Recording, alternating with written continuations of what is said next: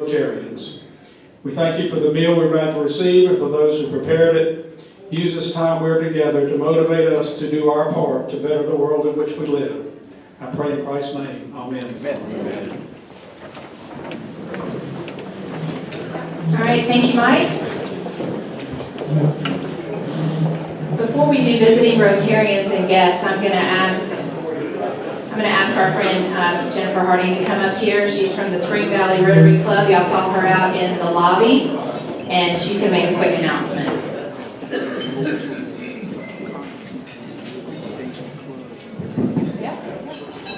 Good morning. I'm Jennifer Harding. This used to be my club, so it's good to be back and see a lot of friendly faces, but I'm in the Spring Valley Rotary Club. And now that we've enjoyed the turkey and enjoyed our time together with friends for Thanksgiving, it's time to start thinking about gift giving. And I want to encourage you to think about giving the gift this year that keeps on giving. So after you give this gift keeps on giving because all of the proceeds from the Spring Valley Rotary Nut Campaign goes to local charities like you all support and like my club supports, like the Lurie Center, Sister Care, Alzheimer's Research, Reese Across America, Ronald McDonald House, and the list goes on. So our goal this year is 150,000 pecans. I will be here today and after the meeting, and next Monday if you would like to order pecans. They're delicious, and I've got a variety of different kinds, so please see me after the meeting, and I look forward to helping you. Y'all have a Merry Christmas. So when I was growing up, I used to always say pecan, and then when I moved to South Carolina, my mother-in-law said, well, would you call it a trash con? It's a pecan. That's what she told me. So I guess, tomato. All right. I'm going to ask Cynthia Benson to come on up, and she's going to introduce visiting Rotarians and guests.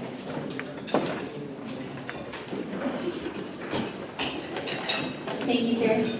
Thank you guys. My name is Cynthia Benson, and you've heard me talk to you guys all month. Thank you for letting me be your greeter this month. It's been an honor to get to know all of you. As a young, new Rotarian, I really find this opportunity very pleasant. So thank you.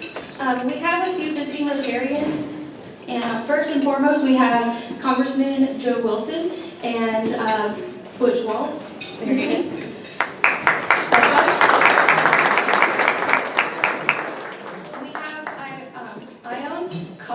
From Capitol, and I apologize if I did not pronounce that. We've already seen and heard from, but we're going to welcome Jennifer Harding from Spring Valley again. Make sure you buy some pecans from her. We have the wife of our speaker here, our district governor of the Rotary, Susan Bradham. She's bringing us something.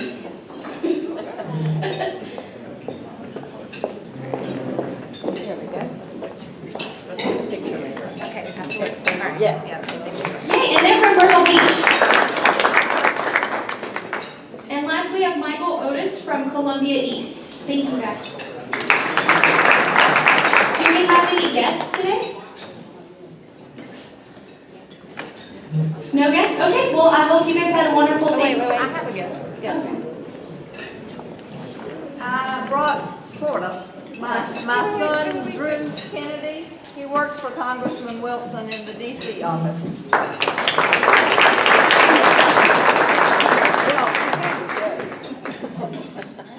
Well, thank you guys. All right, thank you, Cindy.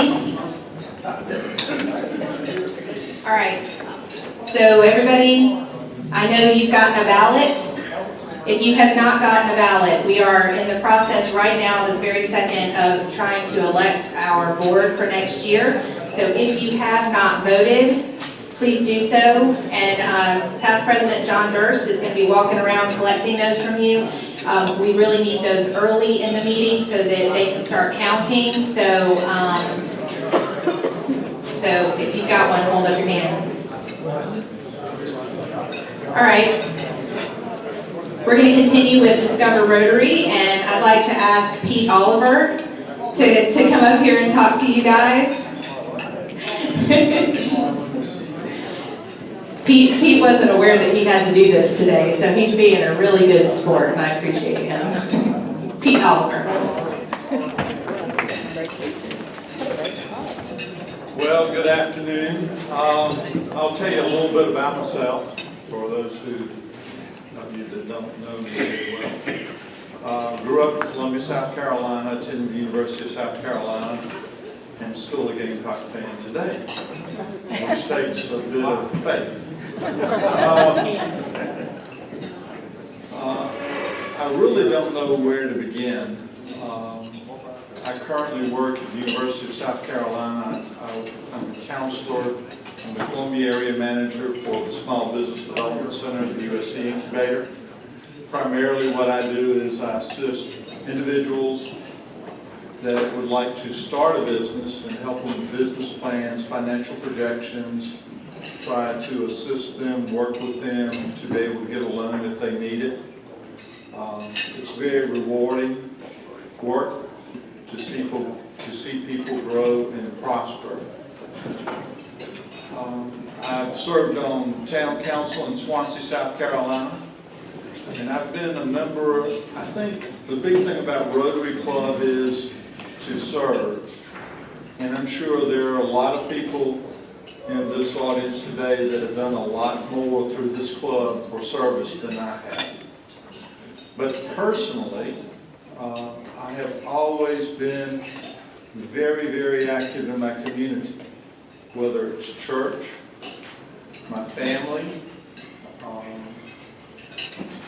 different organizations, whether it's a Lions Club, JC's group, whatever it is. I think we're put here as stewards to assist other people to do one thing sometimes in a person's life that can truly make a difference. I think of two people that mean a lot to me, and I've known a good many Rotary people throughout my life. But from my youngest years, Glenn Kennedy was a member of the Rotary Club. He owned a small florist shop in downtown Columbia. And every time there was a Rotary Club meeting, I could see him grabbing his hat, grabbing his coat. Doesn't want to be late, he's got to be there. But honesty, integrity, family, church, those were all important to him. The other person who's walking around right now is John Durst. He happens to be, as we all know, one of the finest people in Columbia, South Carolina.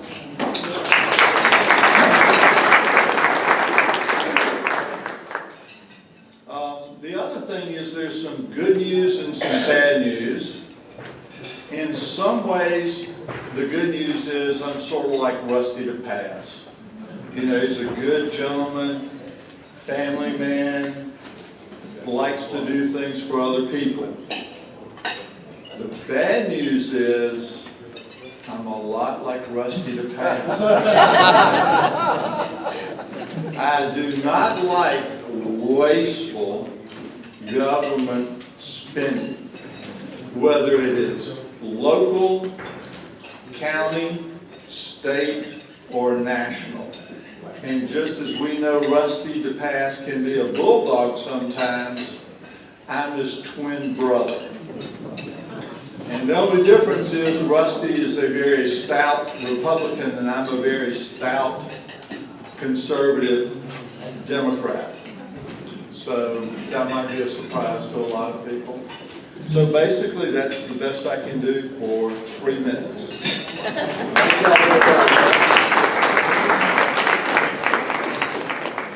Thank you, Pete. Did very nicely on the fly there. All right, we'll go ahead with health and happiness. Today is a family affair. It's a Gorman family affair. So we had Mike earlier, and now we've got Robin. And always a treat. Yeah, I'm the B team, Mike's the A team. Hey honey, I thought I'd say that for you. You didn't acknowledge it. We'll talk later.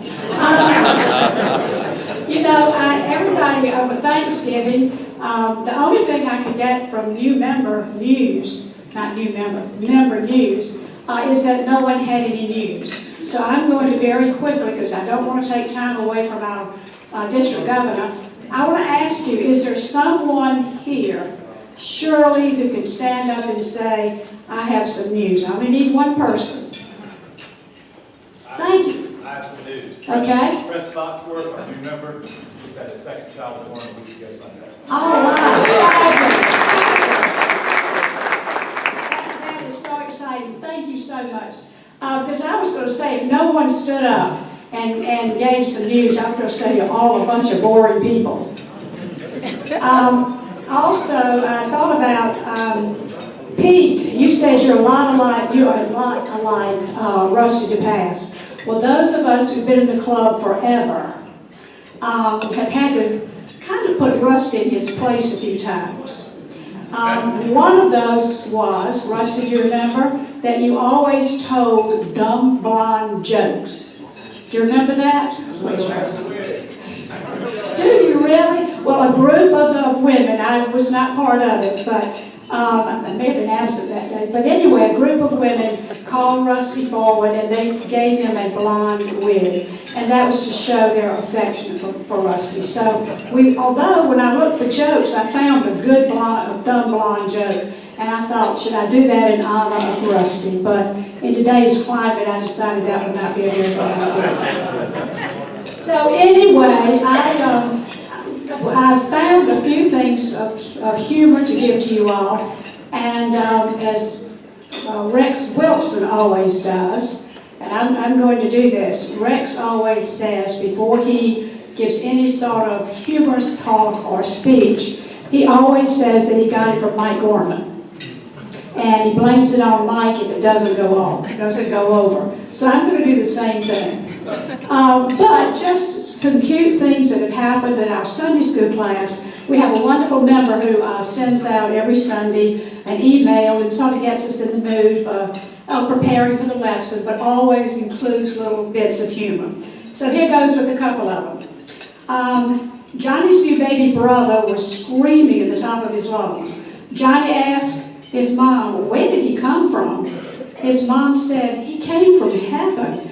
Johnny responded, wow, I can see why they threw him out. Thank you, Mike. He approved it. Okay. Coffee. I don't know if you all have this in your household or not, but a married couple are arguing who's making the coffee. The wife said that in the Bible it says that men should make the coffee, and the husband asked her, where does it say that? The wife opened the Bible and said, right here in Hebrews. I heard somebody here. Okay, all right, one final thing. Time to quit.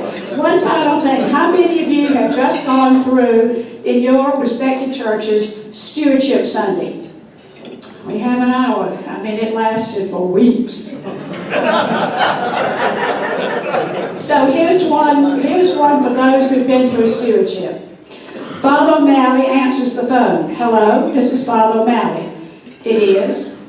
Yes, this is the IRS. Can I help you? I can. Do you know Ted Houlihan?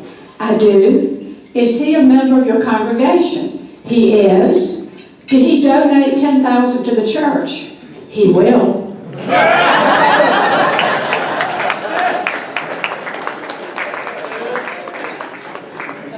Thank you, Robin. All right, everybody, hold up the cart bucket. Everybody on the table, let's put some money in our cart buckets if you have not already. Sounds like some of those are kind of empty, so let's put some change in those. And we're going to go ahead and move forward. I have the honor of introducing my friend, Ione Cockrell, today, who will introduce our speaker. But I've had the pleasure of working with Ione the last, really, 2 years. Since I was elected to this role. She holds a delightful pre-pets meeting at her house, and I was able to go 2 years in a row. And you know, when you become president, you have to go to all of these training seminars, and Hers was certainly the most fun that I've been to, so she does a great job. But a little bit about Ione.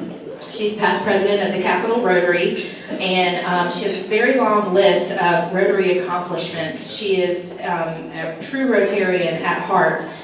She is a District Rotarian of the Year from 2016. She was Rotarian of the Year for her club in 2006.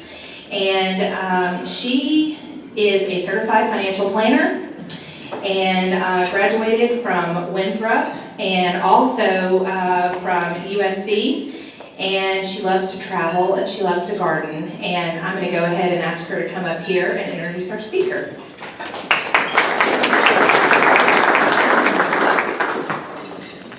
Thank you, Carrie. Carrie is a joy to work with. I'm sure you all know that already. I appreciate having the honor to be with you. I always enjoy being with this club and especially being able to introduce Gary. And I kind of punched Gary when she said my training was the best. So, but anyway, there's a lot of training that goes with this job, as Carrie will attest to. Gary is an outstanding Rotarian and has been an outstanding Rotarian for a long time. He retired from the Air Force. He holds the MBA from Louisiana Tech and a National Security and Logistics degree from the Industrial College of Armed Forces. He is a member of the Rotary Club of Myrtle Beach since 2005. He has been president, foundation chair, and club secretary, and he was Club Rotarian of the Year in 2013. He has served as district membership chair, and I must say he did an excellent job when he was in that position. He's a Paul Harris Society member, Finance Committee member, and he was instrumental in developing the club's recognized E-member classification. He's a recipient of the RI Club Builder Award, Presidential Citation, and several District Service Above Self awards.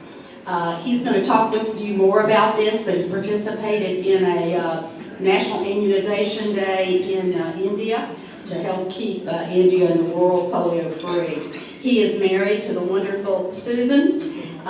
They've been married for 44 years. She is an E-member in the Rotary Club of Myrtle Beach when she's not chauffeuring around South Carolina to 79 clubs. They have 2 adult daughters, 2 grandchildren. Both Susan and Gary, not only do they talk the talk, they walk the walk, they're true Rotarians. They are major donors, Bequest Society members, benefactors and sustaining members, and Gary's a member of the Paul Harris Society. They currently live in Elgin. So please welcome our district governor, Gary Bradham.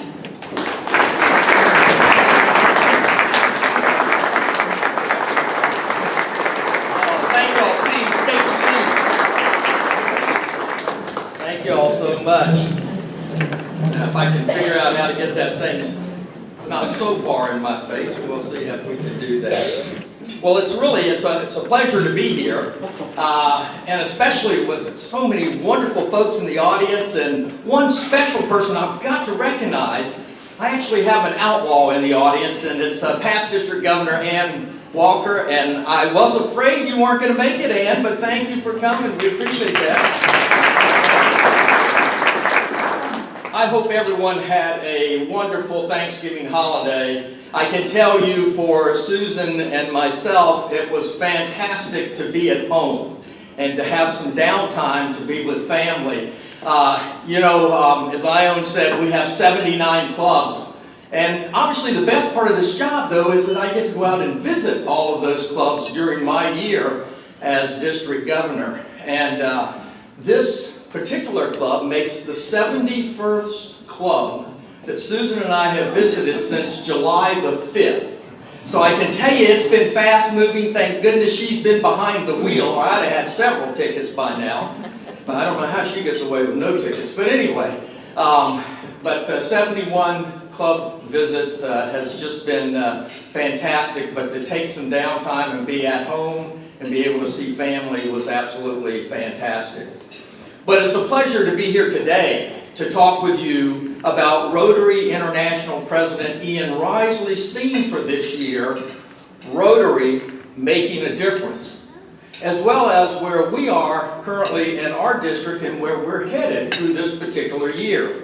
And I just love the fact that y'all have got the large banner, Ian's large banner here on the wall. I just love that banner. I think it's absolutely fantastic, especially the centerpiece with all the color and so forth that it displays. And actually, that logo, that symbol, recognizes the diversity of Rotary, not only where we are today, but in President Ian's mind, where we want to be throughout the years ahead, the diversity of Rotary.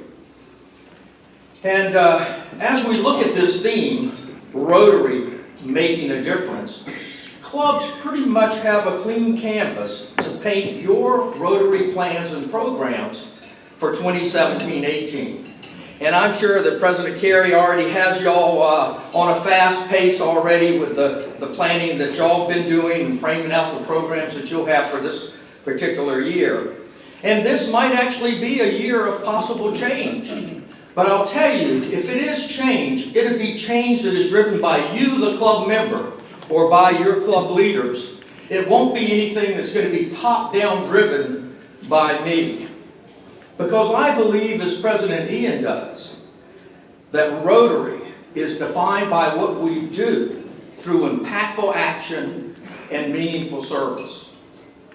And our service will be guided, as it should be, by the 3 strategic priorities of Rotary: to support and strengthen clubs, to focus and increase our humanitarian service, and to enhance Rotary's public image and awareness. So in determining your programs, clubs should not only determine what is Rotary, but also who is Rotary. And you know, Rotary is you, it's me, all working together, taking actions to serve others. And Rotary won't be a one-size-fits-all. It can't be. Just look at the sizes of our various sizes of our clubs. Y'all being the largest, obviously, in our district. So size won't allow us to be exactly the same. But more importantly, the situations and the communities that we support won't allow that to take place. And we wouldn't want to be exactly alike, I wouldn't think. And I can tell you, as I've traveled to 71 clubs, there are lots of different ways to go about serving others and to go about the business of Rotary. And that's a thankful thing. But what I can tell you is that through those visits, there's one common thread. And that common thread is people of action doing good in the world through service above self. So what's important is that each club and each Rotarian can determine the best way to answer those 2 questions: what is Rotary and who is Rotary? And Rotarians around the world can make a difference by promoting peace in conflict areas, providing clean water and sanitation in underdeveloped countries, strengthening communities, both locally and afar, through basic education, literacy, and health programs, and making history by eradicating polio from the face of the earth. Now in Rotary, and I don't think we had any visitors, did we, today? Oh, we had a couple of visitors? Okay. So for those visitors, most of the members I'm sure know, but for those visitors, in Rotary we have 6 areas of focus. And in all of them, there is one essential element, and that element is sustainability. You know, give a man a fish and he eats for today, but teach a man to fish and he eats for a lifetime. So through our projects, our Rotary projects, we don't just dig wells or install latrines. We ensure that they can be maintained over the long haul. Rotary now allows us to build small schools in underdeveloped countries so the children have a place to learn and build their skills to be able to maintain their communities in the future. And I'm proud to tell you that in our district, we're one of the first to be involved in such a project, and that project is in a community in West Africa where Rotary had previously provided wells for clean water. We're now building a small school in that same community with sanitation facilities right alongside of and in the school itself. Now, in that project, though, and in our other projects, we require the receiving communities to have skin in the game on those projects that we provide. So it's a partnership not only between the local Rotary Club that we're working with, but also the community and the community leaders who have a stake in what's going on, as well as the Rotarians that are providing the project funding.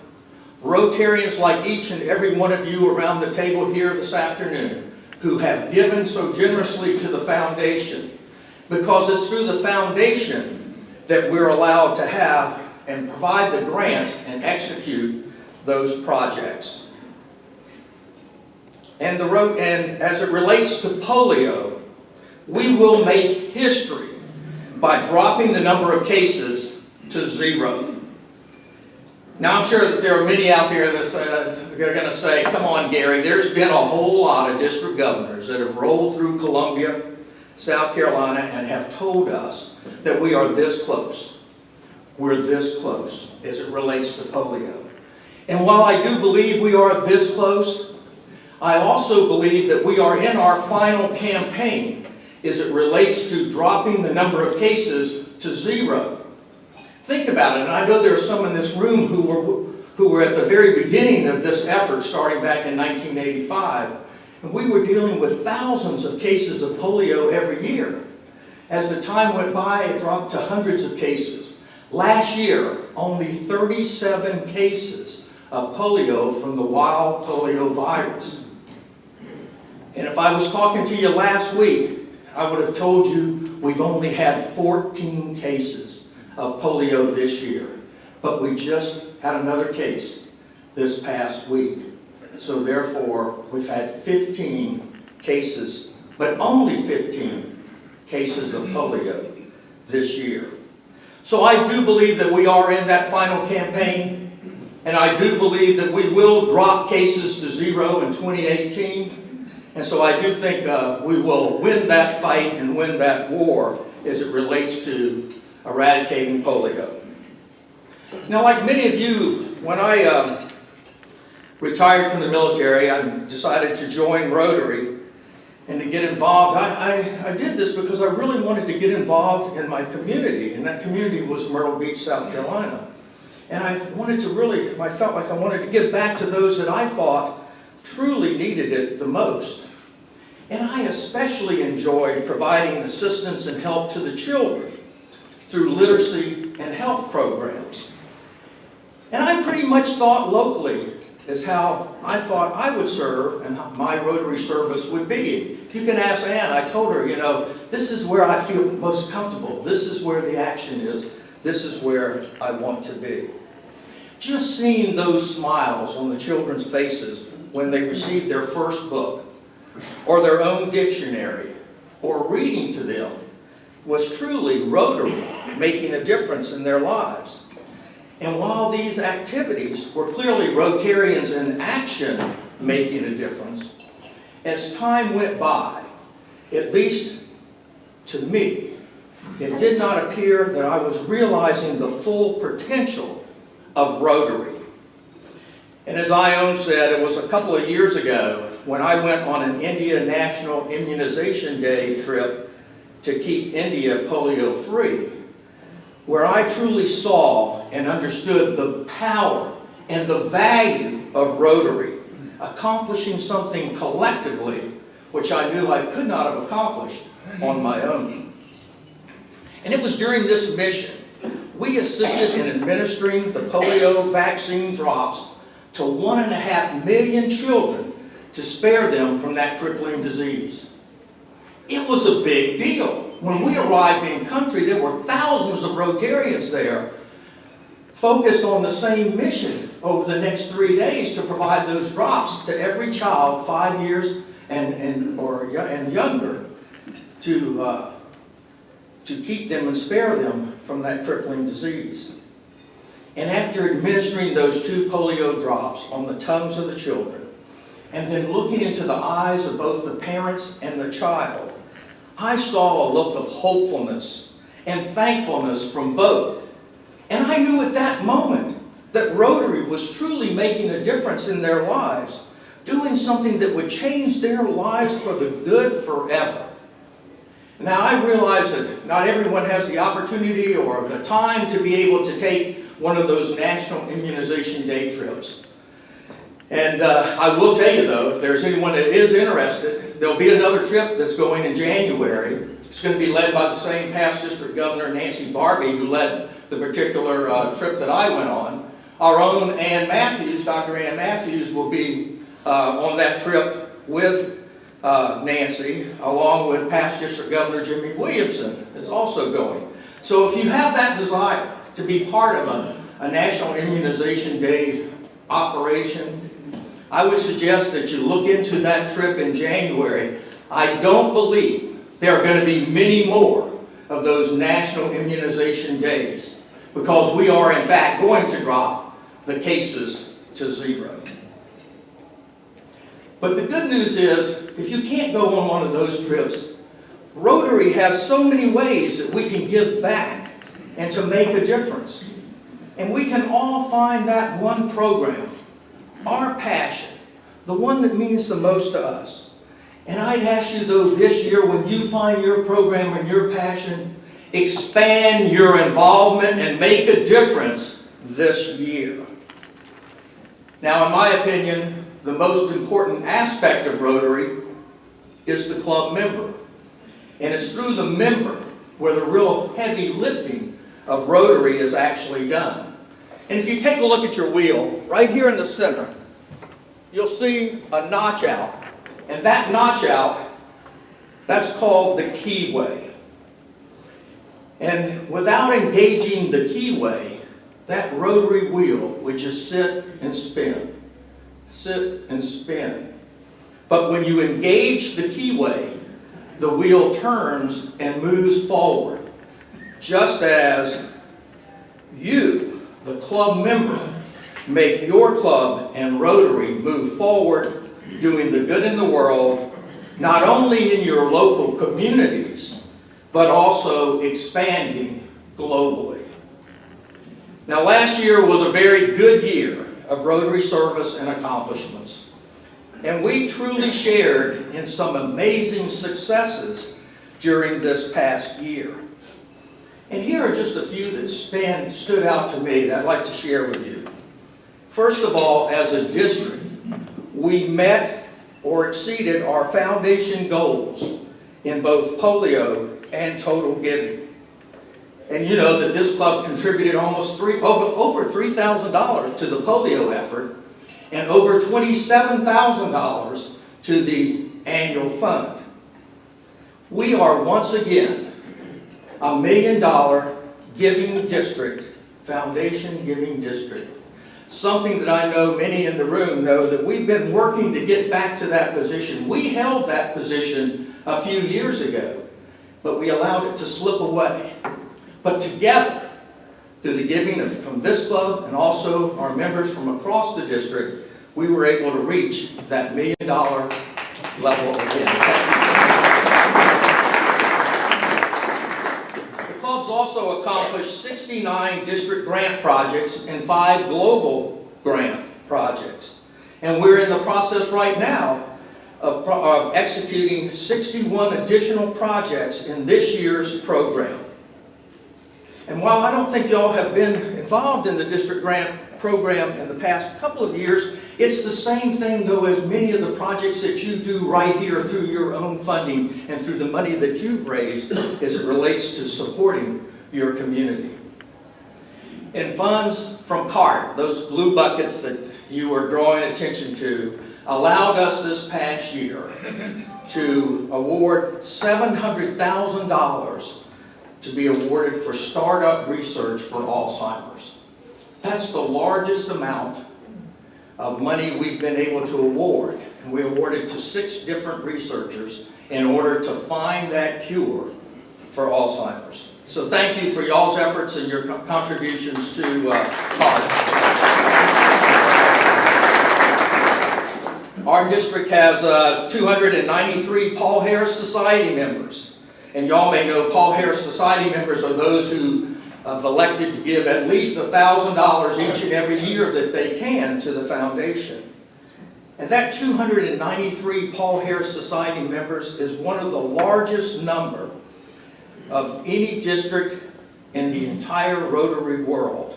We're actually number 7 as it relates to Paul Harris Society members in our district. Many scholarships were awarded, and I know y'all do numerous scholarships from your foundation, this club's foundation, but the 3 that stuck out to me were the 3 global ambassadorial scholarships, where we awarded $50,000 to 3 students who wanted to study abroad in one of those 6 areas of focus that Rotary has. And I used to say about a month ago, I think now it's been almost 3 months ago, we were together in Charleston, and we were doing interviews with 11 additional students who were interested in that ambassadorial scholarship. And before the weekend was over, we were able to award 3 more of those $50,000 a year scholarships to 3 deserving students. Our district conducted a RILA with 67 youth in attendance, and clubs hosted 15 in- and outbound exchange students over this past year. These are just a few of the successes that we had. Successes where you should be proud, because those were only allowed because of your generous giving to our foundation. Because it is through the foundation that allows that whole myriad of programs to take place. Now, unfortunately, though, as it relates to membership in the district as a whole, we continue to decline for a second year after almost 3 years of solid growth. We actually had a net loss of over 100 members this past year. That's the first time, Ann, in, 6 years that we've had a triple-digit loss in membership across the district. Y'all know that because y'all suffered some of that yourselves in your club.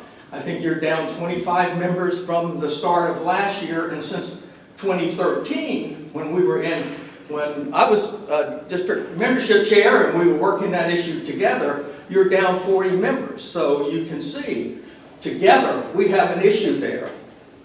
And I'd like to ask you for your help, because I believe that we've got to all make membership growth the highest internal priority that we have. I don't want us to lose sight, though, of our number 1 public and corporate priority. And what is that? To eradicate polio from the face of the earth. But I do believe if we're going to turn around a triple-digit net loss, and y'all be able to gain back some of the members that y'all have had in this club, and being such a large club, even though your attrition rate is fantastic, better than the average as it relates to the district, because of the large number, that's a large, significant number of members that we're missing out on. So I'd like to ask each and every one of you to be on the lookout for a few good members and invite them to come and partake of Rotary, check Rotary out. And I think if we do that, we'll be able together to offset that normal loss, normal attrition that we have, as well as not only the regular attrition, but also normal attrition that we are facing with some of our clubs aging in their particular category. I was talking with Susan as we drove over, and I was reminiscing, and I said, I joined Rotary because John Farr, when we retired and we moved to Myrtle Beach, John Farr said, Gary, you need to come to the Myrtle Beach Club. We do so many wonderful things I think that you would really be interested in and would fit right in with your core values of service. And I tell you, I am so glad that John asked. But I'm more happy that I said yes, or I wouldn't be here today to be able to talk to you about Rotary making a difference in the many things that we are doing in our clubs. But I'm afraid it may take a little more than just asking if we're going to turn around that triple-digit loss that we have this year.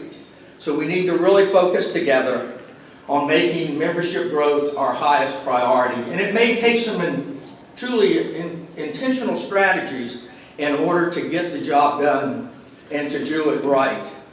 But what I would recommend, once you find that strategy that works for you, that is allowing you to attract back to your club. Just keep repeating it over and over again.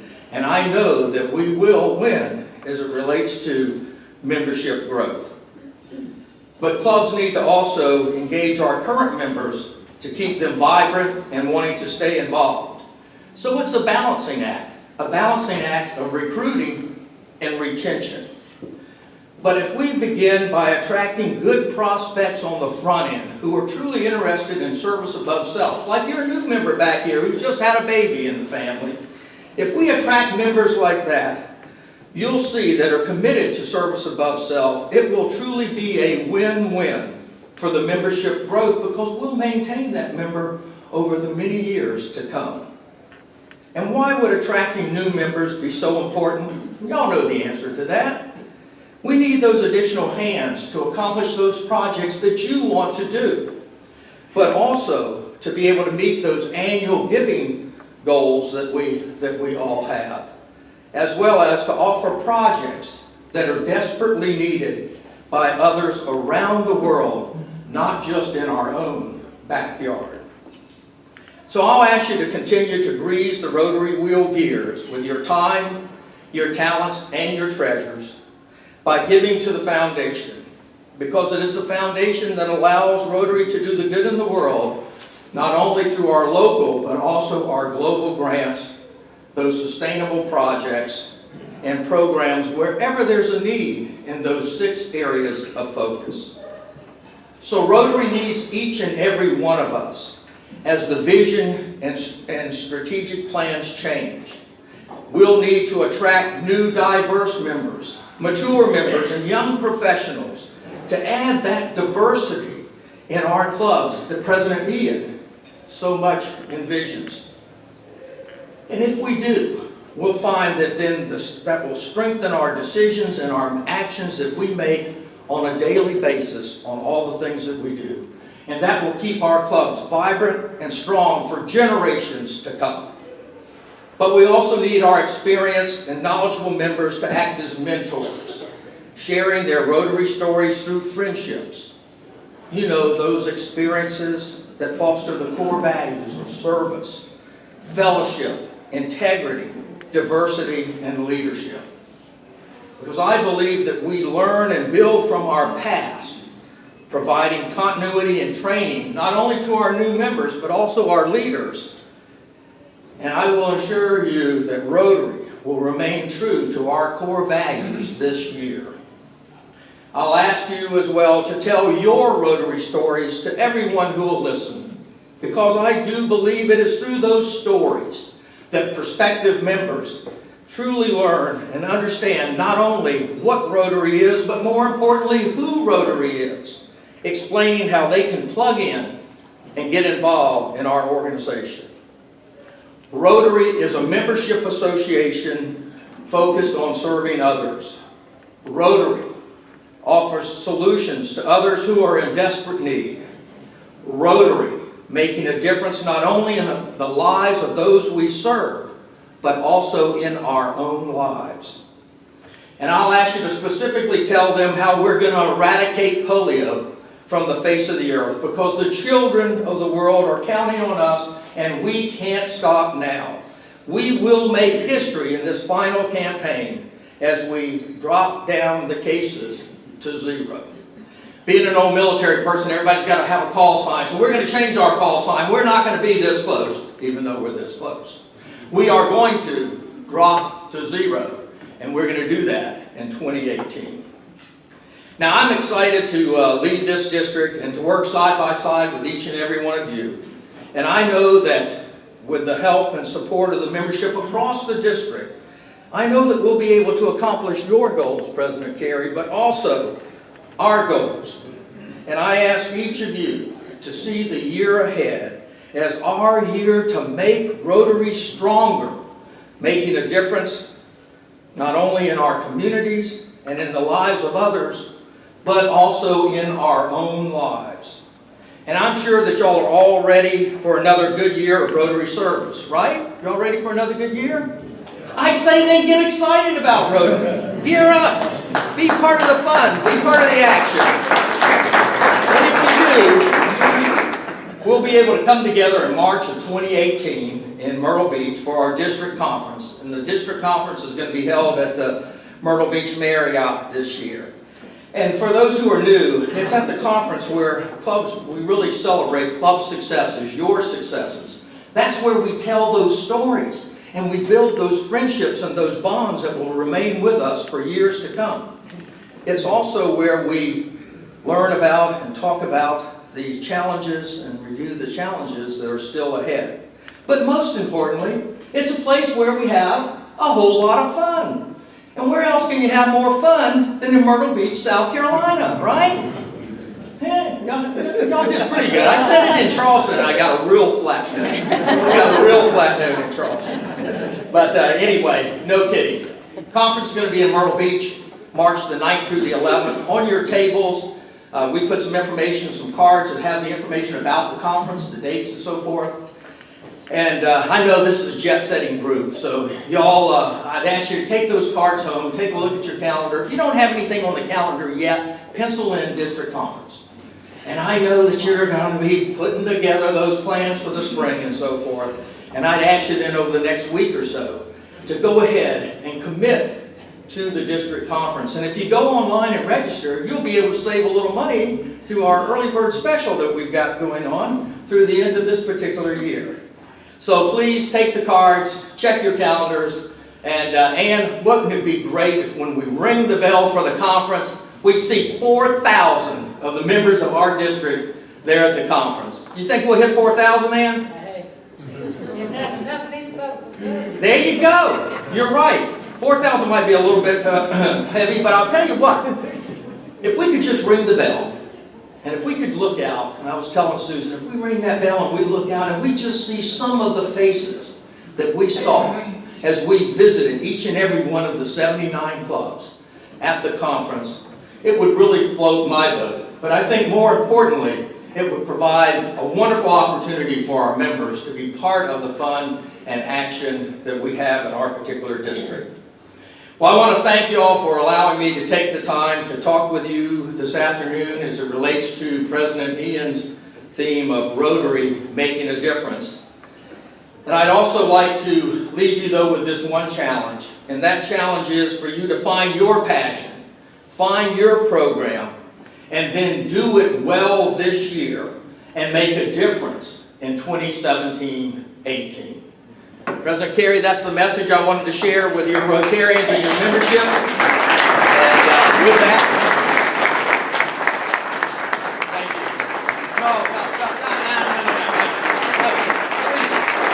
Please take your seat.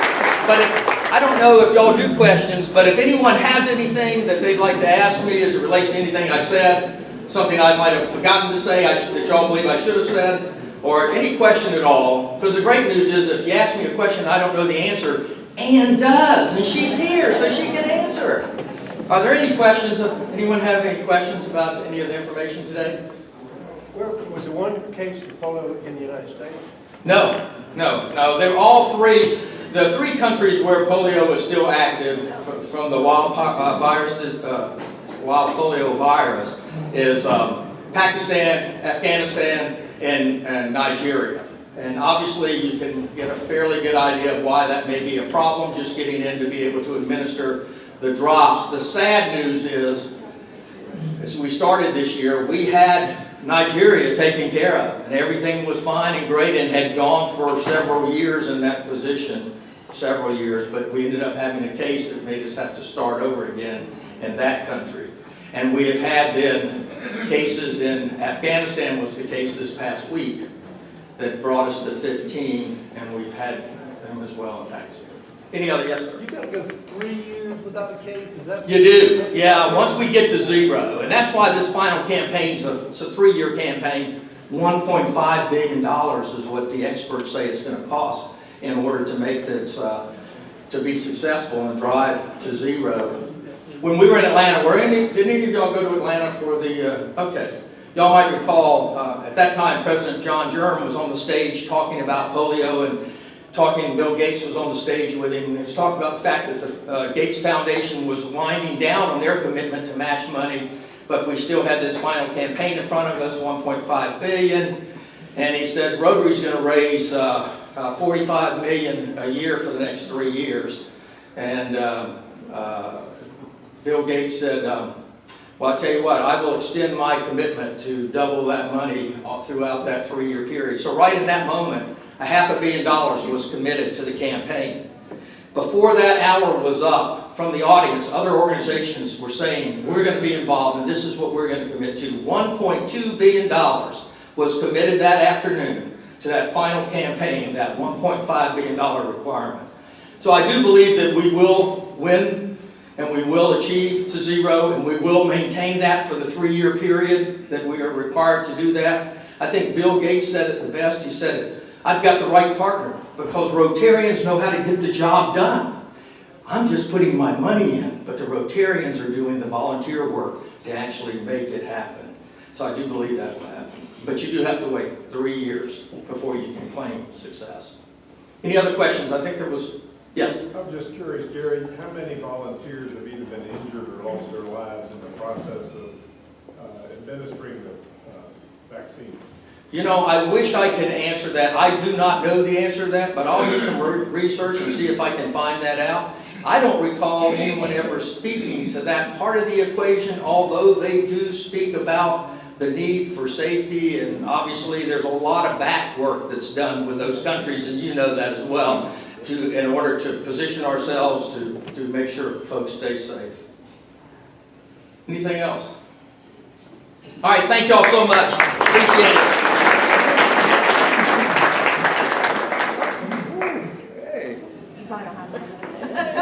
I appreciate that. Thank you. Thank you so much for being with us today. We appreciate you.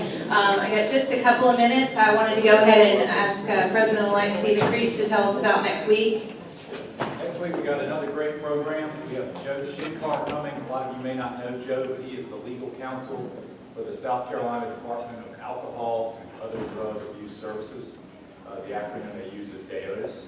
And he's coming to talk to us about the opioid epidemic in South Carolina. He's a real authority on the subject, so it should be a great program. Please come and bring a gift. Thank you. All right, and we past presidents meeting afterwards to talk about the ballot and the current board. If you will please stick around for just a few minutes. We're going to meet with our district governor, so we're going to end a few minutes early with song.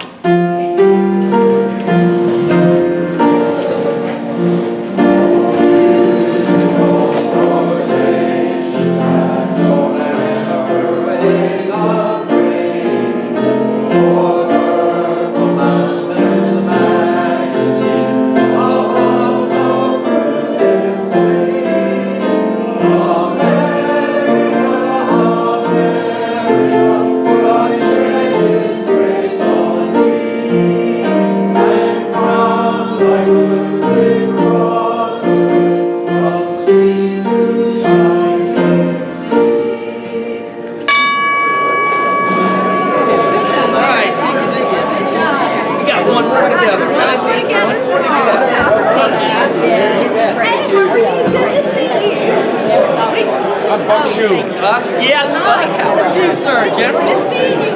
Good to see you, too. I have been, yeah, well, busy now, but I tell you what, it's been great. I can't believe that I got sick. What are you trying to do? I'm trying to shut that. The camera. That's right. Is that right? Oh, I don't know how. Sorry. That is great. I knew you were. You're still right. Sorry, I'm doing double duty.